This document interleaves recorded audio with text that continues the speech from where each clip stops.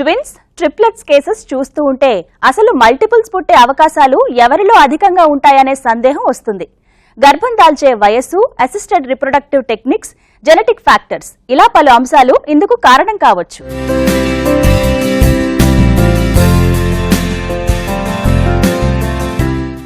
గర్భధారణ స్త్రీకి ఒక గొప్ప అనుభూతి. తమలో ఒక జీవం ప్రాణం పోసుకుని 9 నెలలు ప్రయాణం చేసి సమయానికి బయటకొచ్చి ఇంటిల్లపాదికి అంతులేని ఆనందాన్నిచ్చే మధురమైన అనుభూతి తల్లి కావడం, పండంటి బిడ్డకు జన్మనివ్వడం. కాని అమ్మబొజ్జలో ప్రయాణం చేస్తున్నది ఒక ప్యాసింజర్ కాదు, 2, అంతకంటే ఎక్కువ అని తెలిస్తే ఆనందం డబుల్ ట్రిబుల్ కాక తప్పదు. మల్టిపుల్ ప్రెగ్నెన్సీ అంటే ఇదే, ఒకరికంటే ఎక్కువ బేబీస్తో గర్భం దాల్చడం. ట్విన్స్ ని మనం సాధారణంగా చూస్తూ ఉంటాం, కానీ ట్రిప్లెట్స్ కాస్త అరుదు. ఒకటి కాకుండా any more number then 1 is called a multiple pregnancy. Twins అంటే కవలలు అవ్వచ్చు, ట్రిప్లెట్స్ అవ్వచ్చు అంటే 3, క్వాడ్రుప్లెట్స్ అవ్వచ్చు, పెంట్యుప్లెట్స్ అవ్వచ్చు, సెక్స్ట్యుప్లెట్స్ అవ్వచ్చు అంటే 6 మంది దాకా, ఎంతమంది అయినా. దీన్ని మల్టిపుల్ జెస్టేషన్ అంటారు, అంటే ఒకటి కంటే ఎక్కువ ఉండడం. దీనికి కారణాలు ఏంటి అంటే ఇది ఒక్కొక్కసారి న్యాచురల్గా జరుగుతుంది, ఒక్కొక్కసారి మనము ట్రీట్మెంట్లకు వాడే పద్ధతుల వల్ల జరుగుతుంది. అధిక శాతం మల్టిపుల్ ప్రెగ్నెన్సీలు కృత్రిమమైన పద్ధతుల ద్వారా గర్భం దాల్చడం వల్ల అయినప్పటికీ కూడా సహజంగా మల్టిపుల్స్తో గర్భం దాల్చడం వెనక ఎన్నో అంశాలు దోహదపడుతున్నాయి. ప్రత్యేకించి ఒక జాతికి చెందిన వారిలో మల్టిపుల్ ప్రెగ్నెన్సీలు అధికంగా రావడం చూస్తే భౌగోళిక అంశం కూడా కొంత కారణం అవుతోందని చెప్పొచ్చు. ప్రపంచవ్యాప్తంగా చూస్తే మధ్యాఫ్రికా ఖండ దేశాల్లో ట్విన్స్ రేట్స్ ఎక్కువగా ఉన్నట్టు రీసెర్చర్స్ చెప్తున్నాయి. ఇక్కడ ప్రతి ఏటా 1000 మంది శిశుజననాలకు 28 మంది కవలలుంటున్నారని రికార్డ్స్ చెప్తున్నాయి. ఆసియా, లాటిన్ అమెరికా దేశాల్లో అతి తక్కువ ట్విన్ పాపులేషన్ ఉన్నట్టు తెలుస్తోంది. న్యాచురల్గా ఎలాంటి కండిషన్స్లో జరుగుతుంది?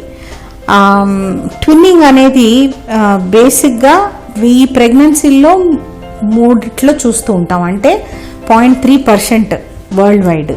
వీటిల్లో రేసును పట్టి తేడాలు వస్తూ ఉంటాయి.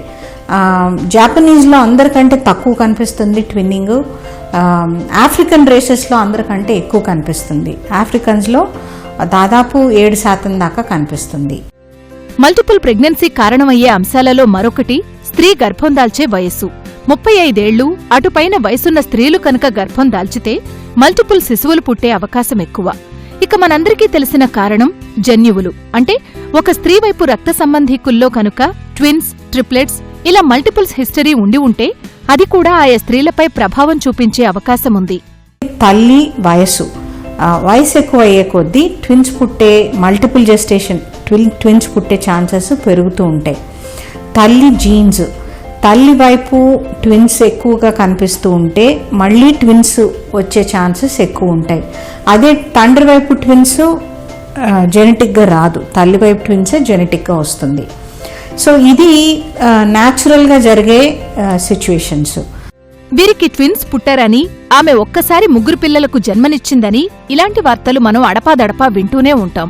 పాశ్చాత్య దేశాల్లో మల్టిపుల్ ప్రెగ్నెన్సీకి సంబంధించిన వార్తలు మరింత ఎక్కువగా వినిపిస్తున్నాయి.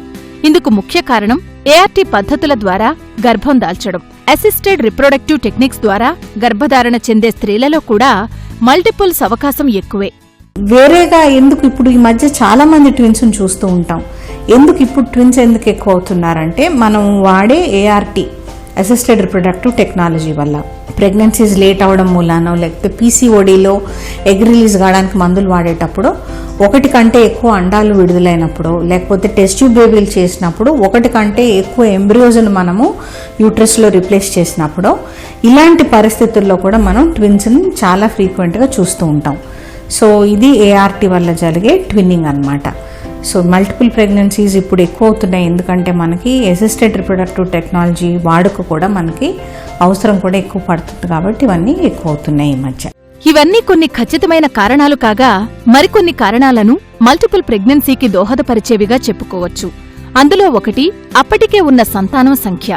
ఒక స్త్రీలో ప్రెగ్నెన్సీల సంఖ్య ఎక్కువయ్యే కొద్దీ ఆ తరువాత ప్రెగ్నెన్సీలలో మల్టిపుల్స్ ను క్యారీ చేసే రిస్క్ ఎక్కువగా ఉండొచ్చని కొన్ని స్టడీస్ చెప్తున్నా కూడా ఇవన్నీ సైంటిఫిక్ గా రుజువు కాలేదు. జీవనశైలి కూడా కొంత దోహదపడవచ్చని కొన్ని స్టడీస్ చెప్తూ ఉన్నాయి. ఎలా అంటే ఫ్యాట్ చాలా తక్కువ లేదా అస్సలు లేకుండా, అలాగే వీగన్ డైట్ అంటే పూర్తి శాకాహార ఆహారం తీసుకునే వారిలో మల్టిపుల్ ప్రెగ్నెన్సీ అవకాశాలు తక్కువగా ఉంటే ఫ్యాట్ అధికంగా ఉండే డైట్ తీసుకుంటూ BMI ఎక్కువ ఉన్నవారిలో మల్టిపుల్స్ అవకాశం ఎక్కువని కూడా కొన్ని స్టడీస్ ఆధారంగా తెలుస్తోంది. అంటే ఈ హ్యాబిట్స్ ప్రత్యక్షంగా వారి వారి హార్మోన్స్పై ప్రభావం చూపవచ్చని తెలుస్తోంది.